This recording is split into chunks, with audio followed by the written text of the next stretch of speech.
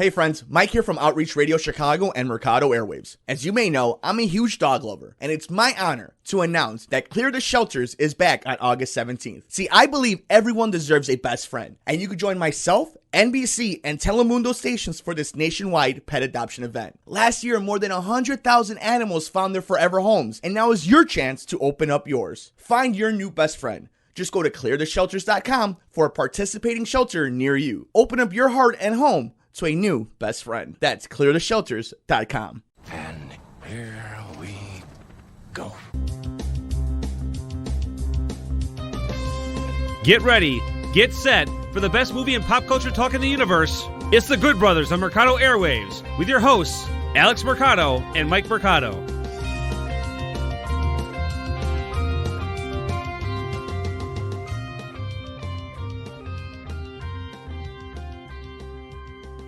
Welcome back to another episode of The Good Brothers. I'm Alex, that's Mike, and we are the notorious Good Brothers. Mike, say hi to the folks, please. Hi, folks, please. You ruined it. You ruined it. I hate you now. Mike, what's on tap today? I know we're in a bit of again, this is kind of a slow end of summer here, so we're going to be doing a lot of random chit-chatting. Yeah, we have to check out what happened at the box office and what we have coming out in the theaters. We have some interesting titles that we got to get to. I got to see a new movie in the theaters. You and I watched a very, very interesting documentary on HBO. SummerSlam and NXT TakeOver took over the wrestling world, and some other fun stuff to get going on this episode of The Good Brothers as we are winding down the summer season. Kids are going back to class. We talked a little bit about it in the last episode we had, how we were seeing back to school commercials and how once August comes along and we started hearing the marching bands played and we know Hard Knocks is on television, football is around the corner, that school is back and summer is ending. So good brother, why don't we go back and check out the movies? Let's all go to the movies for a little bit to kind of get ready for the end of this summer season. And we go down the box office numbers. At number 1 was Fast and the Furious presents Hobbs and Shaw with another $25 million. At number 2, opening up this weekend, was Scary Stories to Tell in the Dark, making $20 million. At number 3 was The Lion King, bringing another $20 million. At 4, Dora the Explorer, which is Dora the Lost City of Gold officially. That movie got buried. At $17 million so much money to make, on a budget of $50 million. That's not even including promotion. Obviously, they buried this movie. After the reviews and the you totally were like, man, they do not want. They're just burying it. And we have a couple more new movies that came out that we should hit on in this top 5. But to finish up the top 5 was Once Upon a Time in Hollywood, making another $11 million. At number 6 was the new movie The Art of Racing in the Rain at $8 million. That's the dog one. Yeah. Milo from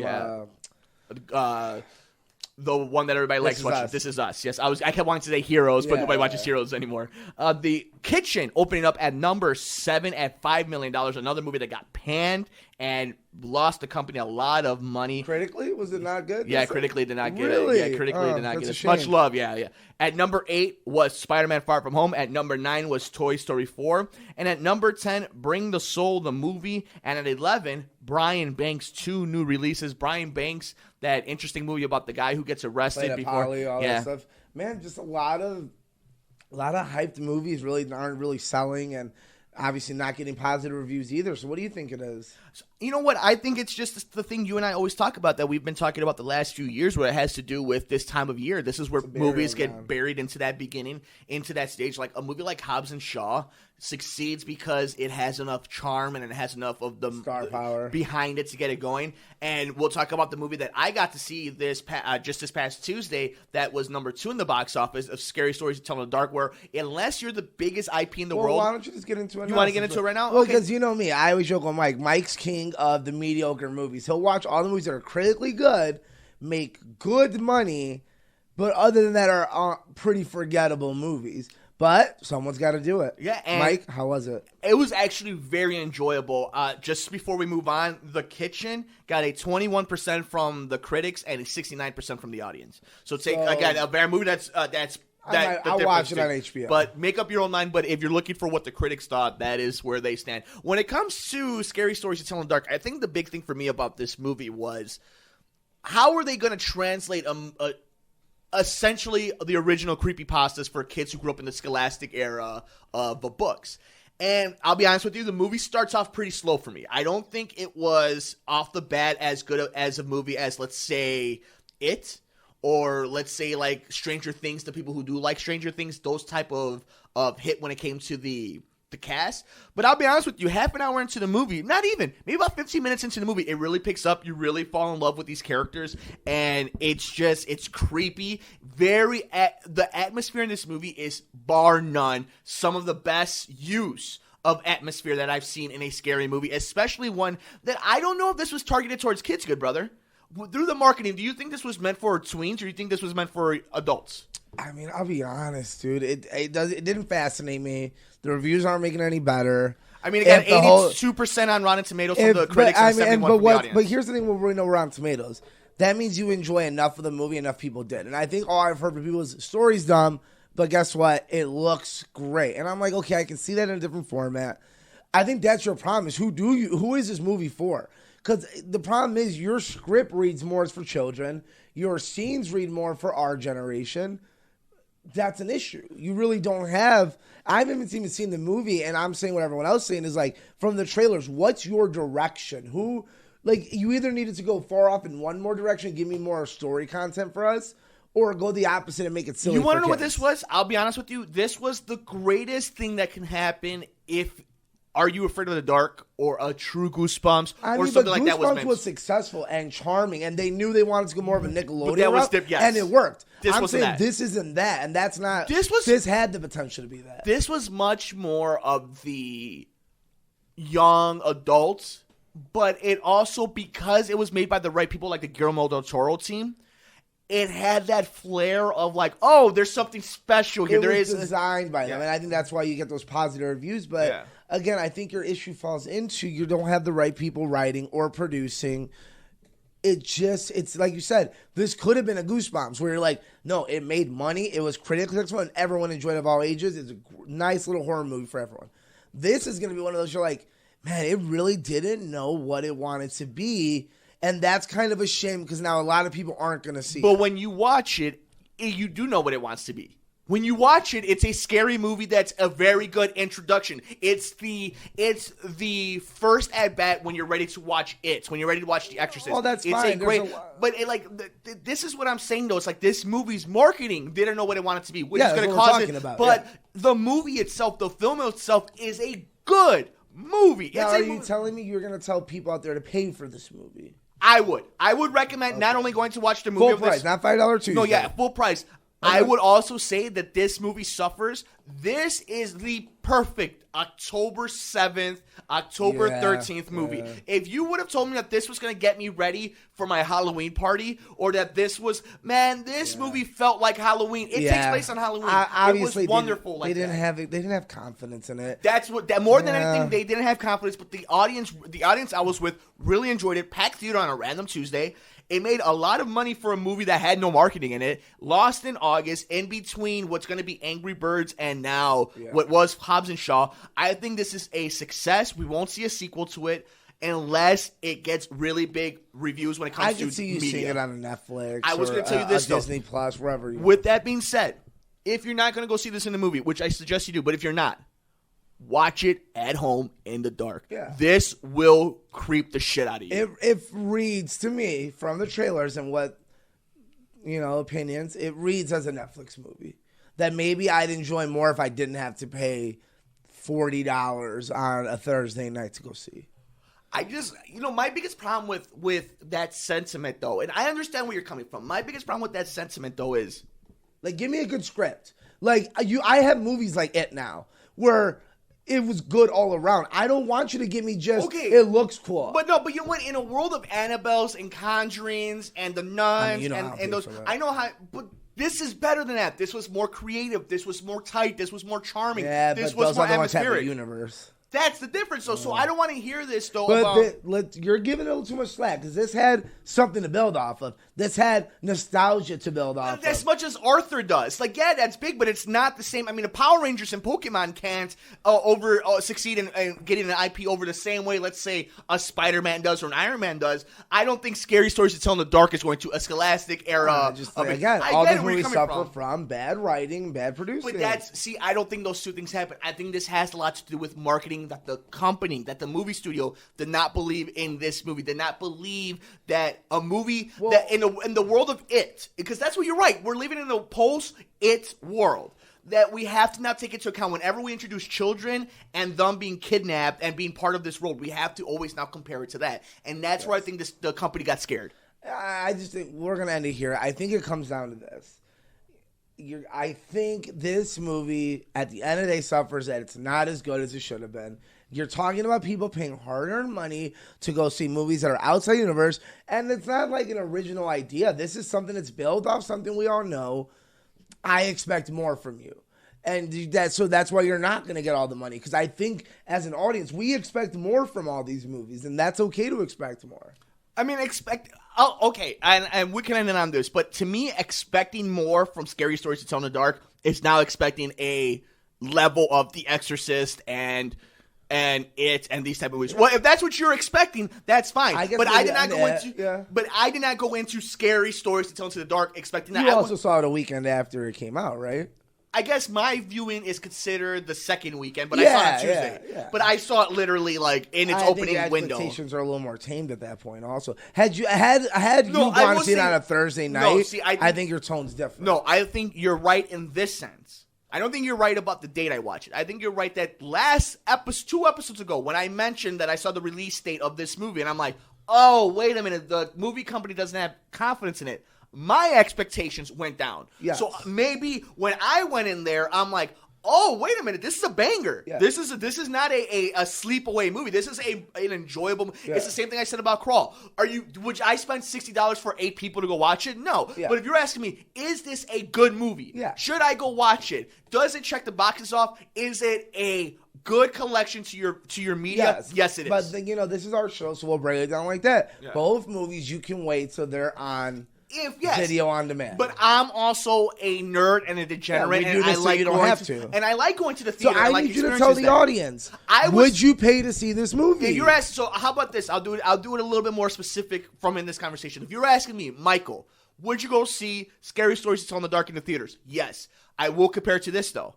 If now you're telling me, now compare it between Crawl and Scary Stories to Tell in the Dark, I think Scary Stories to Tell in the Dark is a much better theater experience with the audience. There you go. So if you do not have the audience with you, you must watch this movie alone. I think Crawl is a fun movie. Put it on your laptop, and you're going to have fun with it. Like $5 Tuesday. It's so much fun. But Scary Stories in the Dark has so much more to creep into your mind. The spider scene, the red room scene. It has that in there. So you're selling me on the theater experience, not necessarily the movie. I'm selling what the movie plus that theater experience is very enjoyable. And then when I rewatch it at home, when it's by myself in the middle of winter, I think that's when this movie, I think for you, because I know how you like watching your movies, I think this is going to be a banger for you, and you're going to text me and be like, oh no, this is a pretty damn good little movie that they made here.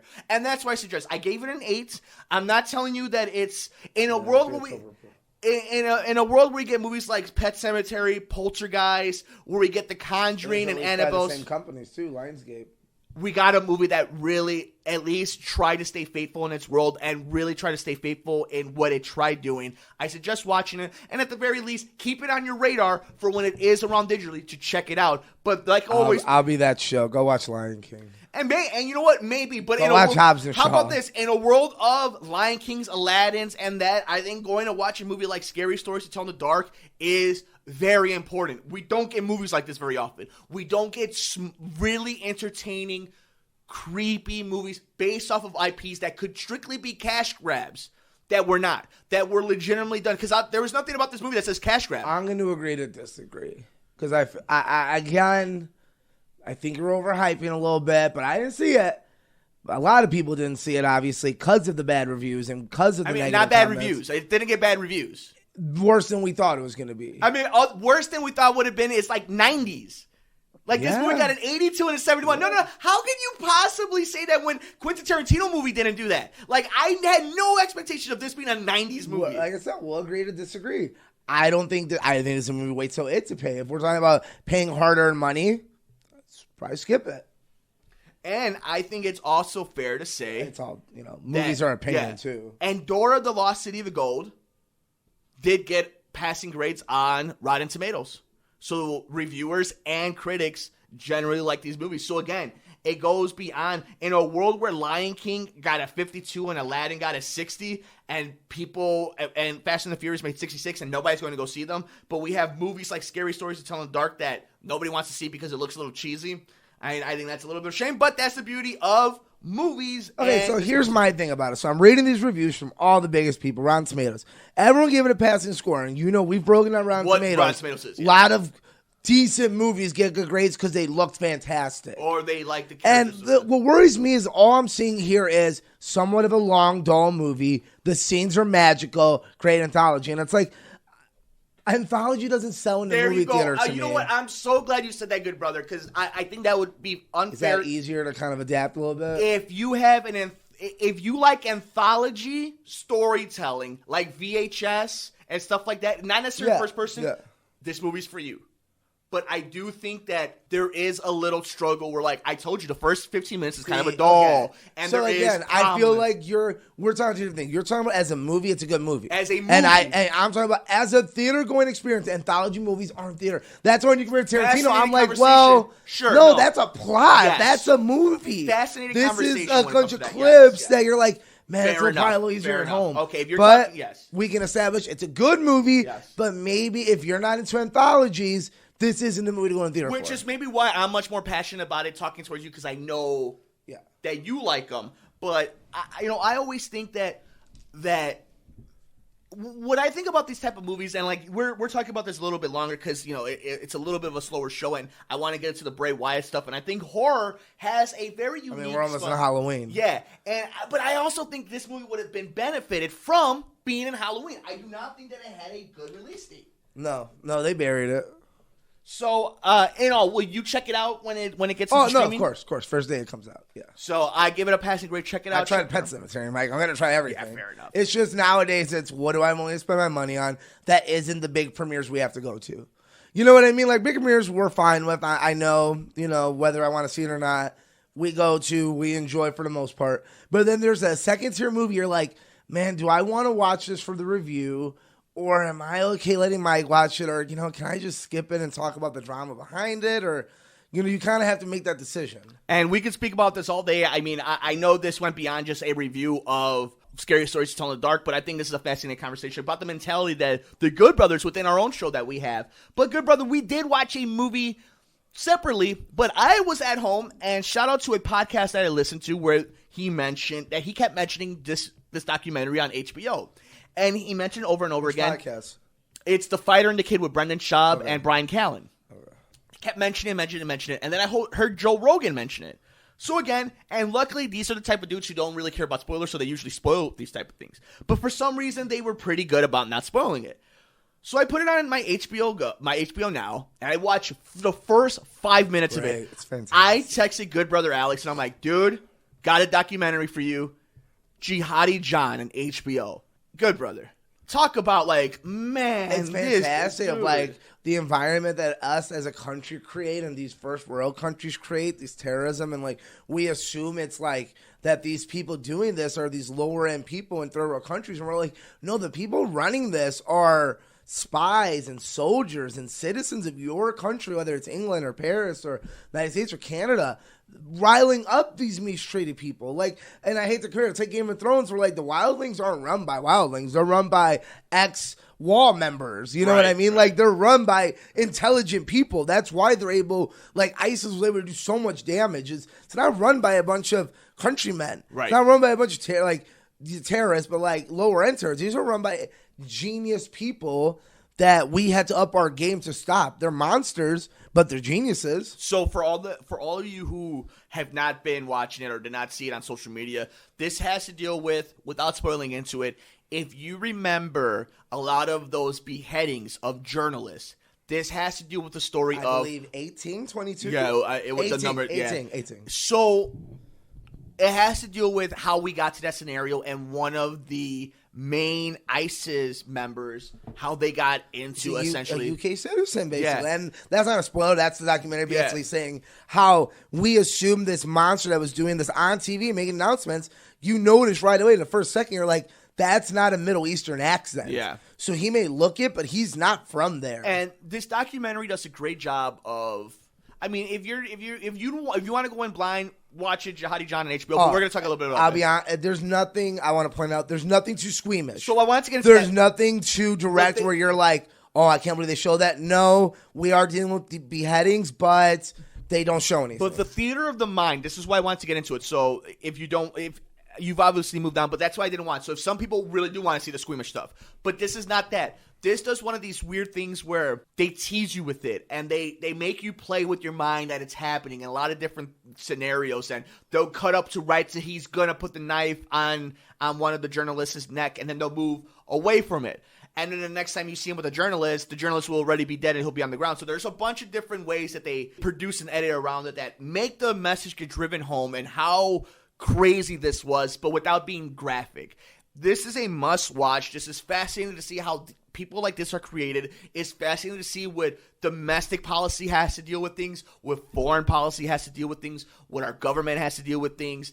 And I think this is a must-watch because, again, it's HBO. A lot of great first-person accounts and footage and fascinating conversation. So I think this is one of those sleepers that I don't think a lot of people are going to necessarily watch because it's not going to be as hot as the... Give us the name one more time. Unmasking Jihadi Jihad. There you go. Yeah. Like, it was a little hard to find, so make sure you go with the unmasking, and that'll get you to the Unmasking of fastest. Jihadi Because it Jihad. took me a few tries to find it. And it's on HBO, so it's an HBO exclusive. The Unmasking of Jihadi John, a fascinating watch. I would give it a 10 out of 10 when it comes to documentaries at HBO. Yeah, easily. It's nice. It's chewable. It's a great topic. It really shows you how our environment is creating some of these monsters, and those are the monsters leading the other monsters. So good, brother. Speaking of monsters, there's no easy way to transition from such a serious topic, but we move into SummerSlam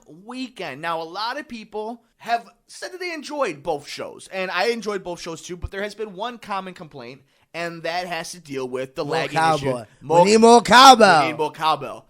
We got a fever, but the WWE Network did have some streaming issues the last few nights when it came to their second biggest pay-per-view of the year. But all that being said, there was one character that completely stole the night, stole social media, has blown up Apple iTunes, and that is Bray Wyatt's character, the Fiend.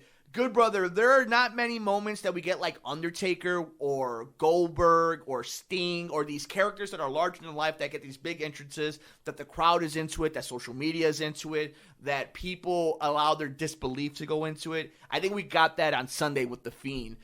When you saw that, did you know at that moment? We talked about this actually on the show about how he would come in, what would the entrance be. Did you think it would be a banger the way it was? No, I didn't think it would live up to it. I thought it would be great, like a nice 10 out of 10.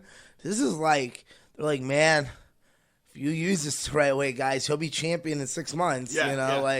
We're talking Undertaker status, and not like one of those like Mordecai ones where like the entrance was fine. You're like, no, like that could not have gone any better if you paid for it. There's no, like, it was perfect. So what, I've been trying to think about everything. The music. Is it Code Orange? Is it the mask? Is it the lantern? Is it the gear? What is it? It's just smart. It's smart the way they're doing it, and his moves make sense, and his mask is, we love the Joker. We love scary songs and and weird, like, and we do like wrestling because we're watching it, so it all adds up to be great, you know? I think that's what's interesting, too, is this renaissance of evil clowns. Like, the Joker's always been popular, but since Heath Ledger, and now we have the new Pennywise, it's just, it seems to be that when you can strike that character, that template of a character, of a clown character, and really do something unique with it, because this is essentially Twisted Metal meets the Joker. Yeah, but I even love the Firefly Funhouse because it's very meta of today where it's like, how many Rick and Morty shirts do you see walking around from children?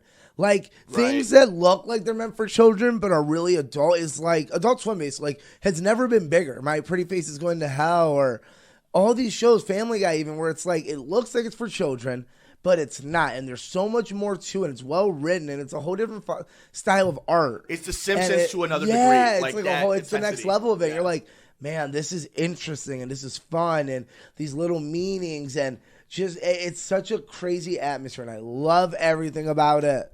Now, what do you think would be the biggest mistake that they could do with this character? Overuse him. So I was going to say, a lot of people were upset that he wasn't on TV this week, and I loved it. People thought they didn't like it. No, they're like, no, Ryan Sandler found out it's purpose. Like, we're going to just let it sink in. Yeah. Because guess what? We're still talking about it, and we're still excited. Like, we're not going to be like, oh, it's been too long, I don't want to see it. No, as soon as it happens, we're going to go nuts because we know what to expect now. Who's next for him, though? It doesn't matter. I don't think it matters right now. See, I think it matters because it puts the next guy over, too. Like, who's the next rivalry? Like, pure, not just who he attacks, who's the like, next victim in the sense of big some Hall of Famer. Big name victim. So, no, who's his next Finn Balor? Who's his next pay-per-view victim? So who's the next match? Yeah. It's got to be someone with a decent enough name. I could see, like, a Randy Orton. That'd be interesting. There's the rumor going around that he's going to go back and fight everyone he lost to. Speaking of coming back. And I can see that's kind of fun because you go to Randy Orton. Like, he's holding grudges. It's good character build. And I want to put this in. We're going to keep talking about the Fiend because that's what's really worth talking. But I also want to bring in to interject. Coming back, speaking of Bray Wyatt, is Luke Harper is being rumored to be the man that has been trying to kill Roman Reigns. And he's going to come in with Daniel Bryan and Eric Rowan, so that's what he did. That's why they didn't release him. They were going to hold on to him and use him. Shout out to friend of the show, Ryan Sandler, who's always got some really good scoops. Back to the Fiend, though. I mean, you want to know why I know this is another hit, and you and I have been on this for a while, but when it really sunk home for me, I want to buy, and you know me, I like collecting stuff. I want to buy the stuff. Yeah, I want to buy the stuff. I want the Fiend. Yeah. I want a Fiend mask. I want the lantern. I love Code Orange. Yeah. I literally started listening to Slipknot last night. I know, but like I went down a rabbit hole because it's just you get so invested in it, and you're like, holy crap. I've always been a Bray Wyatt fan. Like, I like Bray Wyatt as a wrestler. Yeah. And I think he's one of those cases where you're like, man, like, you really had a better... Like, this would be his second legendary character, but you didn't use the first one. Like, Bray Wyatt could have been a legend. And you necessarily... I mean, I think he is still, because he was a champion. He did win a little. He had success. But you could have done more with Bray Wyatt before having... Like, you had to do the Fiend, or else Bray Wyatt's career is over. So, is he a heel, or is he a face? It doesn't matter. He's the Fiend. I agree. Doesn't matter. He's the Fiend. So, moving forward... Undertaker wasn't a face or heel. He was the Undertaker. So, with that, and that's so true, but with that then being said, when eventually this all runs its course, and I know let's enjoy what we can, but we're you and our creators, so let's just talk about this a little bit. Do you go back to Cajun Bray Wyatt, or is Mr. Rogers Bray Wyatt now the face of the character, and the Fiend will be the heel version of him? No, because it's doing both. When they sell the T-shirts, they both get one, basically. That's what I'm saying. Yeah, so they both get one. They're going to sell Fiend So merchandise. Mr. Rogers will be his quote-unquote baby face. It's like he's like Undertaker mixed with Foley, you know? Like, there's Mankind, there's Mick Foley, and it's literally a mask difference, but we don't consider them the same people. Cactus Jack is the same thing with a vest. Like, we don't consider them...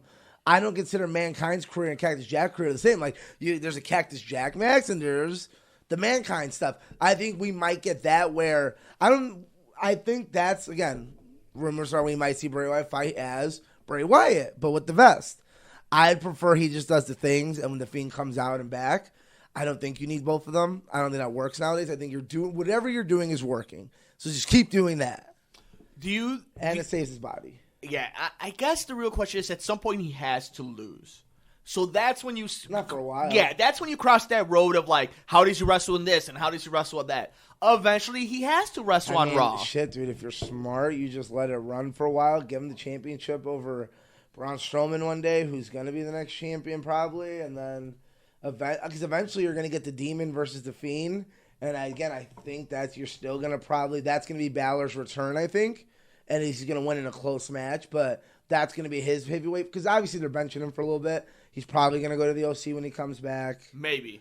Yeah, I think down the line you're looking at, again, the Fiend versus Finn Balor. Yes. Or the Fiend versus the Demon Finn Balor. Yeah. So I think that's who gives him his first loss, is the Demon. But that's like a year away. I think that's a WrestleMania match. And I think he'll run roughshod and hold some gold before then. And that's all you got to say is he's crazy and wants gold now. Like, it's that simple. I'm going to be honest with you. I don't love everything, just like any type of television or movie. You're the worst person ever, yeah. Yeah. WWE's been pretty decent. No, it's been great. Yeah. Did you not see the last two things? I was watching Raw and SmackDown. But it was the number one out of 25 cable shows. It was number one. I believe it. And that and SmackDown, 2 nights in a row. Yeah. So, obviously, SummerSlam was good enough. Mm-hmm. And that's why you don't put the Fiend on week one, people. Because if half those people were looking for that, now you're like, damn, I kind of want to watch Raw to see if he shows up now. You want to me. The difference is, and it's the brilliance of certain shows that do this, it's when you think so this is, okay, the best way I can describe it is this way. Just when you think they're going to do something really dumb or they're going to mess something up, they pull it out at the end. Or Sons of Anarchy used to do that all the time, where it's like, oh, they're going to go this direction, and at the very end or leading into it, they'll flip it on its head, and you'll be like, oh, they got me this time. WWE is doing that, not necessarily in a swerve way, but it's the little things. It's like, all right, I really haven't liked Seth Rollins. And now you like him. Because they did it right. They built it the right way, and they executed it at the right time. They fulfilled the moment. Match placement is important. Rivalry and placement is important. Commercial breaks are important, and they're hitting on it little by little. It's not all great. It's not all perfect, but nothing is. The Walking Dead never was perfect. It's better than ever, though. Sons of Anarchy was never perfect. Breaking Bad, The Wire, Sopranos, those are as close as it gets in this type of forum where they do that. But WWE, for a weekly-based show, I have to give them credit. Then they'll mess up and do something dumb with Aleister Black. But you got to give them credit where, man, how are they hitting on The Fiend? And I will say this. You know who deserves most of the credit when it comes to The Fiend? Bray Wyatt. Bray Wyatt. Yeah. Bray Wyatt has been behind this character for a long time. So I'm super excited about what that's going to come along. I love this character. I think this is a character that's great for this show. I think that Bray Wyatt's Fiend is like meant for this character. But good brother, super enjoyed it. Yeah. Let's grade them out.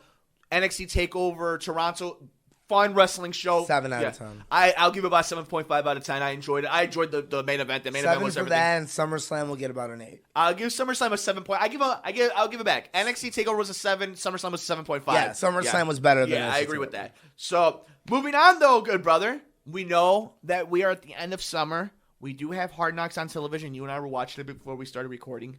When was the last time you played Madden? I don't know, years ago? So Madden came out about 10 days ago, give or take a few days, and one of the biggest video games of 2019. I'm super excited to play it. You're going to be able to watch it on twitch.tv/Mercado Airwaves Network on the Twitch network. But how important do you think in 2019 to the popularity of sports? And let's say, like we were talking about last week when it comes to WWE 2K20, these video games, back when we were kids, it was everything. Madden night was one of the biggest nights in all of the year. Nowadays, because you're able to get it right on from your PlayStation, there is no longer going to Best Buy or GameStop waiting out there to watch it. We're even seeing those crazy laws now about the gun violence when it comes to video games. How important do you think that market has been to not just the sports world, but the entertainment world that you and I cover all the time, when it is thriving like it is right now, but we don't have the same commotion like we used to, like a Halo 2 night. Yeah, I mean, like, we're adults. Like, you'll be honest. It's hard for me to talk video games. I don't play video games anymore unless it's a throwback video game style. So my opinion's a little more varied in it. Like, I keep up with the news. Like, I know what's popular, what's good, what's crazy, what's not crazy. But I don't have time to play video games necessarily. With my work schedule, it's a little different of a schedule than most people. Madden's obviously important. But, yeah, I'm probably the wrong person when it comes to actually playing them, but when it comes to news of it, I believe 2K has kind of taken over as the mantle system. So let me ask you this now. That's probably the more, you hear more quotes about NBA getting 2K. whooped in 2K, and I think it's more of an approachable game. Basketball, it's faster moving, it's more fun, it's more arcade style than an actual football game plays, defense, offense. Right, yeah. I think that's one. Like, I'd rather play I can pick up a game of 2K a lot faster than a game of Madden. Well, the most popular sports game in all the world is FIFA. And that's the most arcade game. Yeah. It's the most arcade of the games. But I think, it's interesting because then we do get the simulators like WWE 2K20, and we know how important that is to sales for WWE 2K, not just the 2K company, but WWE, because that's sponsorship for them, that's marketing for them, that's getting their stars out there, that's getting them on SportsCenter. So I think it's fascinating, though, within even this show, though, we have two people who are very much into the nerd culture, pop culture, but one of us is diehard video games like myself, and someone like you who, like, you like them, like, you'll pick up the main ones. Yeah. I'm more of a movie TV guy, yeah. Which is interesting because we grew up the same way. Like, we grew up playing the same video games. We were always very much the same type of gamer. Like, I think a little bit towards high school, we changed a little bit. Like, I definitely was part of the 360 era because my friends, and not just my friends, but my age group was diehard in Modern Warfare 2. Like, the first And Call of I Duty. was in the Getting Late era. Well, no, That's your funny. team, yeah, that was funny. But, like, No, but I liked GameCube. I liked handhelds. Yeah. I've always been the handheld. I had handhelds just a few years ago. I had the DS, like not the 3DS. No, the 3DS. Yeah, the most modern one. Yeah. I had that I love that thing. But I'll play Pokemon But like Go, I you said, won't. Like if I have an hour to sit there, I'd rather watch something and twirl around on my phone, I guess, than actually sit there and have to focus on a video game, unless it's like Crash Bandicoot or something that I can play real fast. So let's compare this though, really fast. Like, I'm a YouTube watcher. You're not necessarily a YouTube watcher anymore, right? Or no, you're always on of YouTube course, now. yeah. Okay, because like I'm somebody who I like, got you on the tube, homie. You really did. Like, I Yeah. was not a big YouTube guy. Like, until like you came back from college, I'm like, oh my god, there's a whole world There's a of lot of content YouTube, here. yeah. But like, Some of the best stuff is like 30-minute stuff on YouTube. Because I don't. The reason I don't chill on Netflix as much anymore is because I don't watch an hour and a half stuff anymore. Like, unless it's very selective. Like, I'm gonna watch Green Room and I'm gonna watch Yeah, Peaky Blinders, and exactly. they're both on Netflix. So I have destinations that I want to, but I love watching like ghost videos and Stupid shit, yeah. shit on YouTube much more than anything. That's my HGTV. That's my Lifetime. That's my VH1. Like, I like watching stupid things about stupider things, you know? But all in all, it comes down to we are going to be playing the new Madden game probably this coming Probably up getting smoked weekend, in it, Mike. It's and fine. I'm too Call good me at over, Madden. dog. He You don't loses wanna my lose. number when he gets You don't- that, doesn't he? You don't want to catch his He don't fade, answer his son. phone, The people. only fade you want is that He a gonna haircut, catch not these these hands. You can jinx, personal jinx. You got to buy me a Coke. Check out the Twitch stream of all the video games we played at twitch.tv/Mercado Airwaves Network. Good brother, summer is ending. Any things you want to do before the summer ends? And what is something that the good brother likes to do Work during out. the summer? Does your workout change during the summers? No. So like you don't try to attack it different. You don't necessarily go run No. hills or anything. When like you're consistent, you're consistent. It's all about consistency and diet. That's the big one, huh? Had to learn that the hard way. Yeah, but- interesting. No, yeah.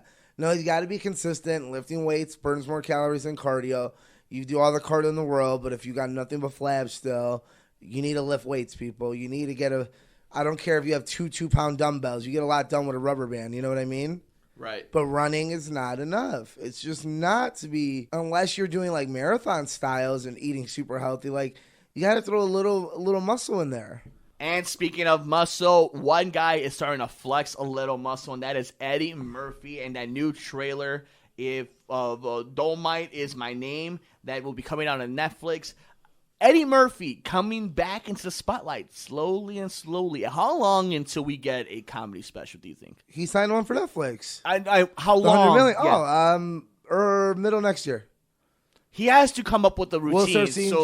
start seeing trailers by the end of this year. He'll start. No, that's he'll record. Yeah, by middle of next year. He has to do This time sets. next year, about a year from now, we'll get it. I think he'll He'll start train going, this year, record early next year around Black History Month, and then we'll get it about this time next year. I'm gonna bet it's you a on Netflix deal. He's got like 5 of them, dude. So Yeah. he's gonna have to pump one out. But he hasn't been doing sets anywhere. No, he did start doing sets like when the news was announced. That was about a month but ago. yeah, that's man. Think about it. He's got the rest of this year to train. It's Eddie Murphy, dude. Like, and no offense, Oh, that's what I'm saying. the It's- amount they paid him, like, even if it sucks, like Amy Schumer ended up being bad and some ended up being good. That's fair. You got to Okay. put it out there, Fair guys. enough. Like, Fair they enough. paid you. All right, fair enough. It's not like they're gonna be like, oh, wait till it's good. No, they're gonna be like, put something out, and we're gonna have to put it out. Next week, fantasy football talk. Yep. All right, good brother. Let's wrap this bad boy up. Anything else you want to hit on before we close down shop for this week of the Good Brothers? No, not this week. All right, we had a lot of fun. Angry Birds comes out in theater Definitely this gonna coming up watch that. weekend, and also we have 47 Meters Down Uncaged,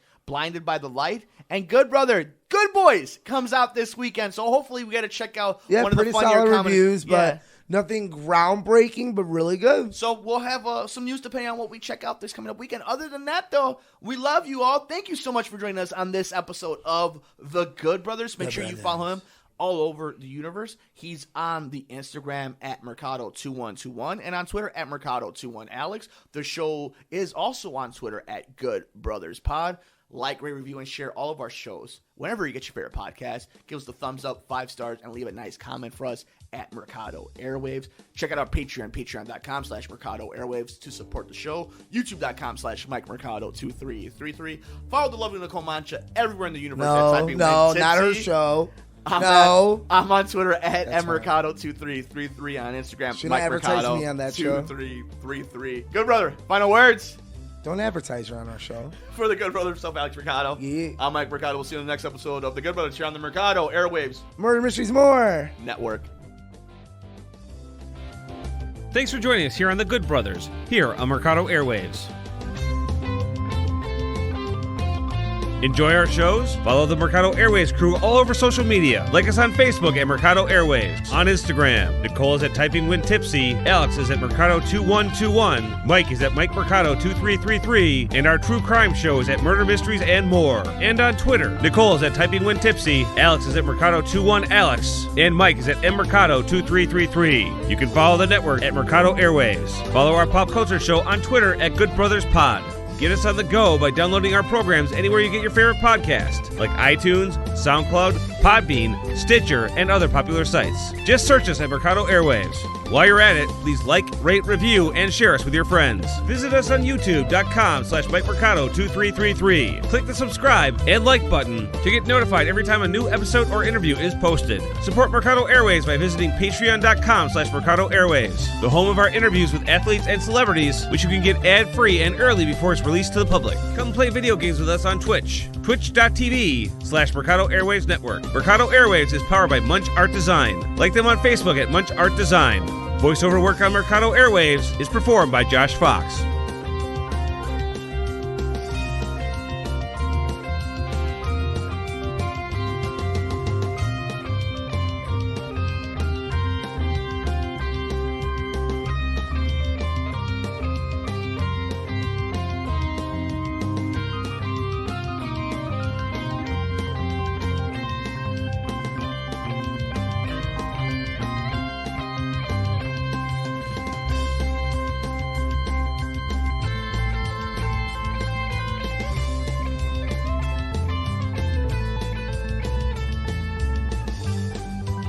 Enjoy our shows? Follow the Mercado Airwaves crew all over social media. Like us on Facebook at Mercado Airwaves. On Instagram, Nicole is at Typing When Tipsy, Alex is at Mercado2121, Mike is at Mike Mercado2333, and our true crime show is at Murder Mysteries and More. And on Twitter, Nicole is at Typing When Tipsy, Alex is at Mercado21Alex, and Mike is at mmercado2333. You can follow the network at Mercado Airwaves. Follow our pop culture show on Twitter at Good Brothers Pod.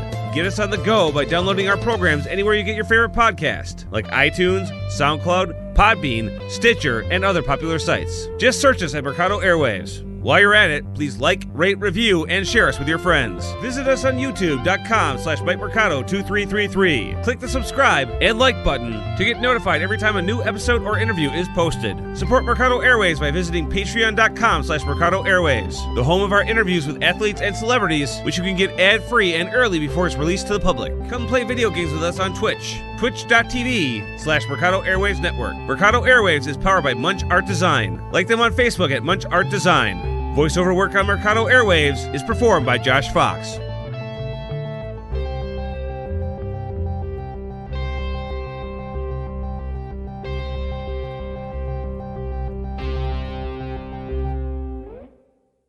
Hey friends, Mike here from Outreach Radio Chicago and Mercado Airwaves. As you may know, I'm a huge dog lover, and it's my honor to announce that Clear the Shelters is back on August 17th. See, I believe everyone deserves a best friend, and you can join myself, NBC, and Telemundo stations for this nationwide pet adoption event. Last year, more than 100,000 animals found their forever homes, and now is your chance to open up yours. Find your new best friend. Just go to cleartheshelters.com for a participating shelter near you. Open up your heart and home to a new best friend. That's cleartheshelters.com.